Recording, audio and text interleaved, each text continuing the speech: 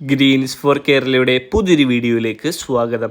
നമ്മുടെ സംസ്ഥാനത്തെ 62 ലക്ഷത്തോളം ഗുണഭോക്താക്കൾക്ക് ആശ്വാസമാകുന്ന സാമൂഹ്യ സുരക്ഷാ പെൻഷന്റെ ഫെബ്രുവരി മാസത്തെ ഏറ്റവും പ്രധാനപ്പെട്ട അറിയിപ്പുകളാണ് ഈ വീഡിയോയിൽ നിങ്ങളുമായി ഷെയർ ചെയ്യുന്നത്. ഇതിന്റെ വിശദ വിവരങ്ങളിലേക്ക് കടക്കുന്നതിന് മുമ്പായി ചാനൽ ആദ്യമായി കാണുന്നവർ സബ്സ്ക്രൈബ് ചെയ്യുവാനും വീഡിയോ ഇഷ്ടമായ ലൈക്ക് ചെയ്യുവാനും മറക്കാതിരിക്കുക.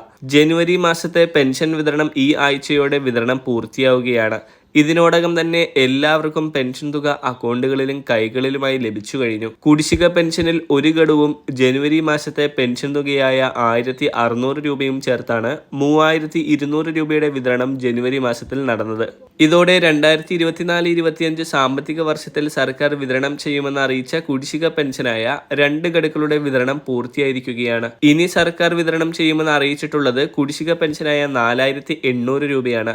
ഈ 3 ഗഡുക്കൾ ഏപ്രിൽ മാസം മുതലാണ് വിതരണം ആരംഭിക്കുന്നത്. 2025-26 സാമ്പത്തിക വർഷത്തിലാണ് ഈ തുകയുടെ വിതരണമെന്ന് സർക്കാർ നേരത്തെ തന്നെ അറിയിച്ചു കഴിഞ്ഞു. ഏപ്രിൽ മാസം മുതൽ ഈ ആനുകൂല്യം ബാങ്ക് അക്കൗണ്ടുകളിലേക്കും കൈകളിലേക്കും ലഭിക്കുന്നതായിരിക്കും. ഫെബ്രുവരി മാസത്തിൽ ലഭിക്കുന്നത് സാധാരണഗതിയിൽ മാസം ലഭിക്കുന്ന 1600 രൂപ തന്നെയായിരിക്കും. മാത്രമല്ല, വരാനിരിക്കുന്ന സംസ്ഥാന ബജറ്റിൽ പെൻഷൻ തുകയിൽ ഒരു വർധനവുണ്ടാകുമെന്ന സൂചനകളും എത്തുന്നുണ്ട്. അത്തരത്തിൽ ഒരു വർധനവുണ്ടാവുകയാണെങ്കിൽ അത് സംസ്ഥാനത്തെ ക്ഷേമ പെൻഷൻ ഗുണഭോക്താക്കൾക്ക് വളരെ ആശ്വാസകരമായിരിക്കും. മറ്റൊരറിയിപ്പ്, നമ്മുടെ സംസ്ഥാനത്തെ 7 ലക്ഷത്തോളം പേർക്കാണ് കേന്ദ്ര സർക്കാരിന്റെ പെൻഷൻ വിഹിതം ലഭിക്കുന്നത്. 1600 രൂപ സർക്കാർ വിതരണം ചെയ്യുന്ന സമയത്ത് കേന്ദ്രവിഹിതമായ 300, 400, 500 എന്നിങ്ങനെയൊക്കെയുള്ള തുകകൾ കുറഞ്ഞാണ് ആദ്യഘട്ടത്തിൽ ബാങ്ക് അക്കൗണ്ടുകളിലേക്ക് എത്തുന്നത്. കഴിഞ്ഞ മാസം, അതായത് ജനുവരി മാസം 3200 രൂപയുടെ വിതരണം ഉണ്ടായതിനാൽ തന്നെ കേന്ദ്രവിഹിത തുക 600, 800, 1000 എന്നിങ്ങനെയൊക്കെ കുറഞ്ഞാണ് കേന്ദ്രവിഹിതം വാങ്ങുന്നവരുടെ അക്കൗണ്ടിൽ എത്തിയിരിക്കുന്നത്. ഈ ഒരു ധനസഹായത്തിന്റെ വിതരണം ഇപ്പോൾ ആരംഭിച്ചിട്ടുണ്ട്. ആധാറുമായി ലിങ്ക് ചെയ്തിരിക്കുന്ന ബാങ്ക് അക്കൗണ്ടുകളിലേക്കാണ് ഈ കേന്ദ്ര ധനസഹായം ഇത്തരത്തിൽ എത്തിച്ചേരുന്നത്. 2 ആഴ്ച വൈകിയാണ് ആനുകൂല്യം എത്തുന്നതെങ്കിലും എല്ലാവർക്കും മുടക്കം കൂടാതെ ഇത് അക്കൗണ്ടുകളിലേക്ക് ലഭിക്കുന്നതായിരിക്കും. അതിനാൽ കേന്ദ്രവിഹിതം ലഭിക്കുന്ന പെൻഷൻ ഗുണഭോക്താക്കൾ ആധാറുമായി ലിങ്ക് ചെയ്ത ബാങ്ക് അക്കൗണ്ട് പരിശോധിക്കുക. ഇതുമായി ബന്ധപ്പെട്ട മറ്റൊരു അറിയിപ്പ്, പെൻഷൻ ആനുകൂല്യങ്ങൾ ലഭിക്കുന്നവർ വരുമാന സർട്ടിഫിക്കറ്റ് സമർപ്പിക്കേണ്ടതായി വരും. വാർഷിക വരുമാനം 1 ലക്ഷം രൂപയോ അതിന് മുകളിലോ ആണെങ്കിൽ തുടർന്ന് നമുക്ക് പെൻഷൻ ലഭിക്കാൻ അർഹതയില്ല. അതിനാൽ തന്നെ തുടർന്ന് പെൻഷൻ ലഭിക്കുവാൻ വേണ്ടി ഇപ്പോൾ പെൻഷൻ ലഭിക്കുന്ന എല്ലാവരും വരുമാന സർട്ടിഫിക്കറ്റ് സമർപ്പിക്കേണ്ടതായി വരും. അടുത്ത സാമ്പത്തിക വർഷമായിരിക്കും ഈ രേഖകൾ സമർപ്പിക്കേണ്ടത്.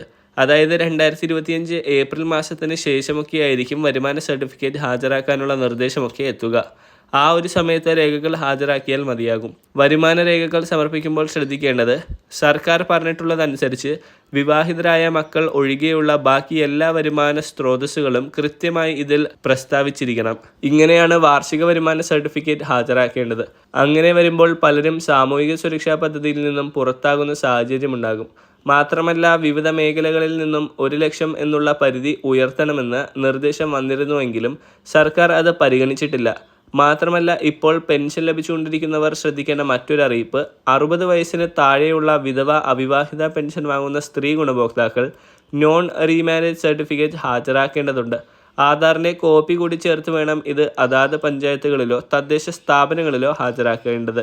പെൻഷൻ ആനുകൂല്യങ്ങൾ മുടങ്ങാതിരിക്കുന്നതിന് ഇക്കാര്യങ്ങൾ എല്ലാവരും ശ്രദ്ധിക്കുക. വളരെ പ്രധാനപ്പെട്ട ഈ ഒരു ഇൻഫർമേഷൻ നിങ്ങൾ മറ്റുള്ളവരിലേക്ക് കൂടി ഷെയർ ചെയ്യുക.